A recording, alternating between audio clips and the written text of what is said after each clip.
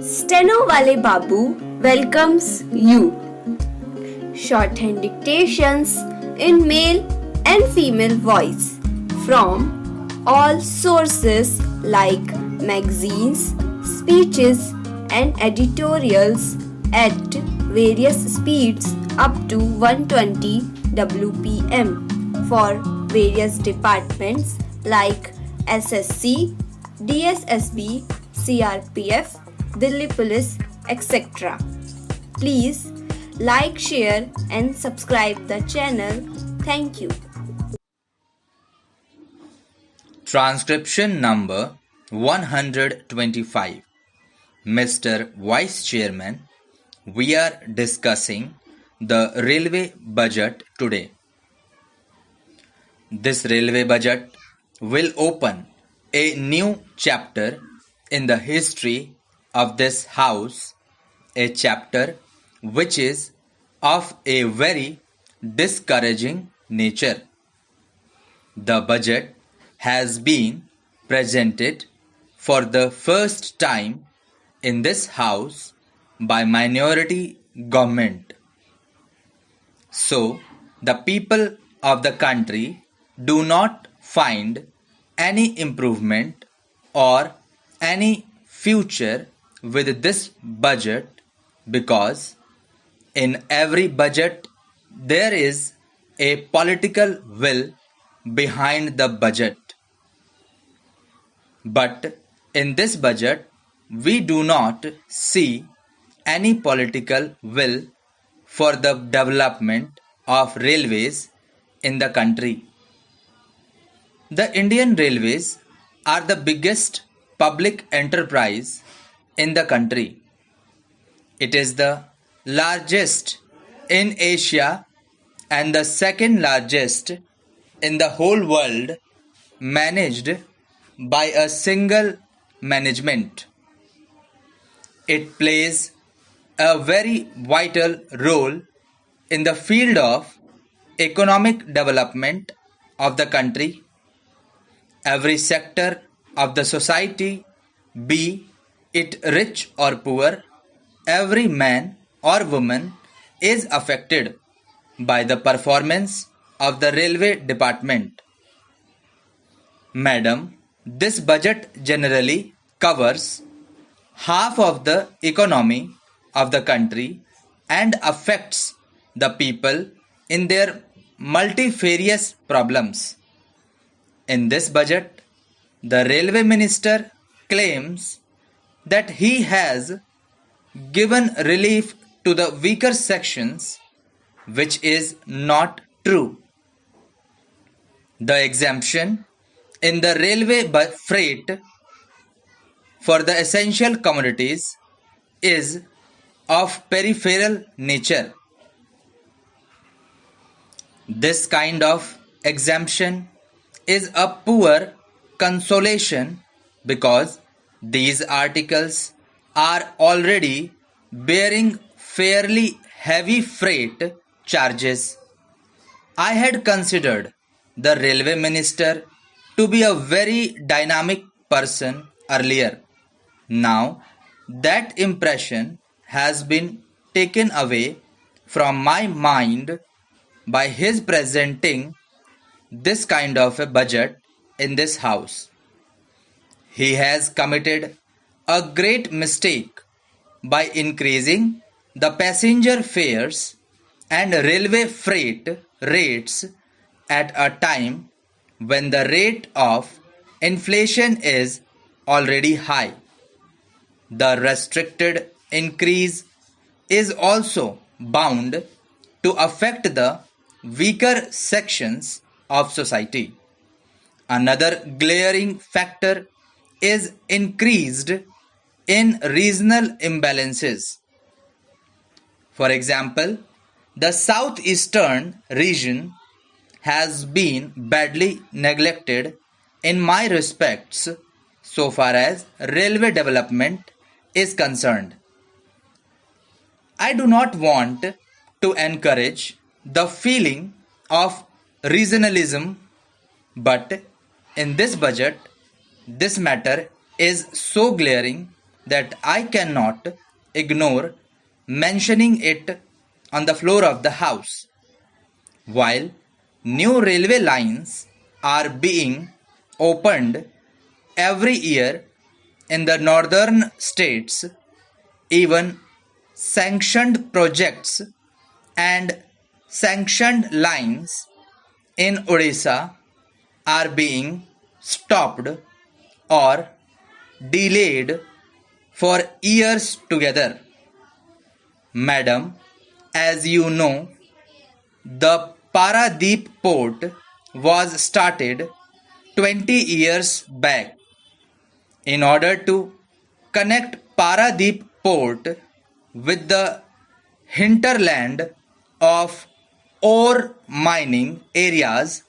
A railway line was started some 16 years back, but that line has not yet been completed on the plea that this portion of the line is not viable.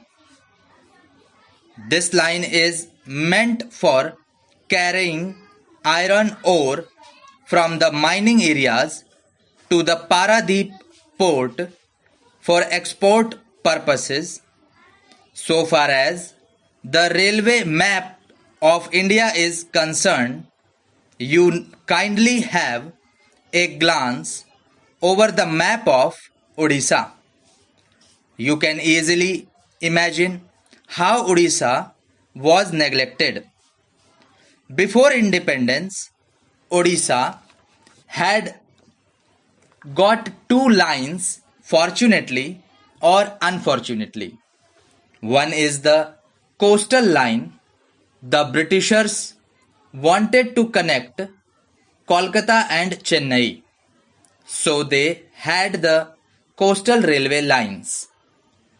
In the western sector, the Britishers wanted to connect Bombay and Calcutta. So, fortunately, some portion of the Bombay Calcutta line went through Odisha in the western sector. But apart from these two lines, nothing has been done. Madam, the Southeastern Railway headquarters is situated in Howrah. Howrah is a place which does not belong to the Southeastern Railways. The people of Odisha have been claiming and demanding since long to shift this headquarters from Howrah to Odisha, because the major portion of the Southeastern Railway is in Odisha. But up till now, the government has not taken any steps to shift this headquarters to Odisha. Last year, in the Odisha Assembly, there was a unanimous resolution in the House to shift this headquarters from Kolkata to Bhubaneswar or Cuttack. But nobody has given any importance to this demand. In the last elections, we faced a lot of trouble.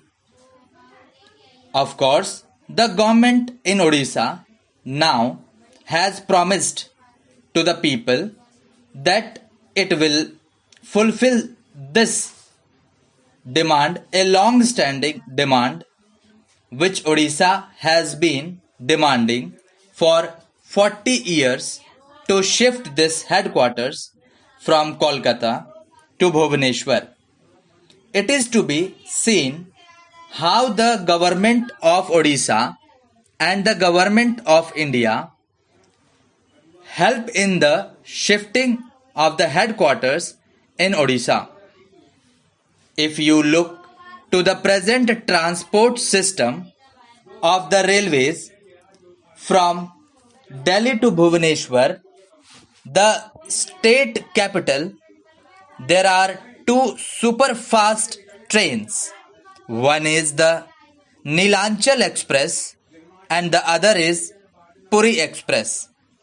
They have been named superfast, but while the Puri Express takes 32 hours at the minimum from Delhi to Bhubaneswar, the Neelanchal Express takes 36 hours. While these trains have been named as super fast trains, actually they are super slow trains. There is another train coming from Puri. It is named as Utkal Express. We call it Bharat Darshan train. This train starts from Puri in the morning and it again enters Odisha the next day.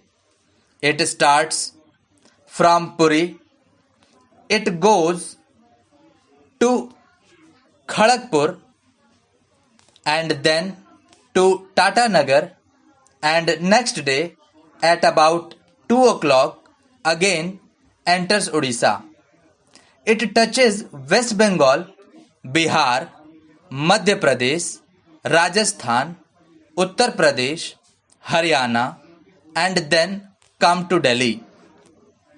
So, this is perhaps the national integration train. It takes 52 hours to reach Delhi. Now, I would make one submission to the Honorable Railway Minister regarding the retiring members of the House. Since long they are demanding railway pass for their journey. Up till now, the government has not considered it. I would request the Railway Minister, if he considers this case, he will be remembered because it is their long-standing demand on behalf of the ex-MPs Association. So, I request him to consider this demand favorably and grant them railway passes like retired railway employees. Thank you.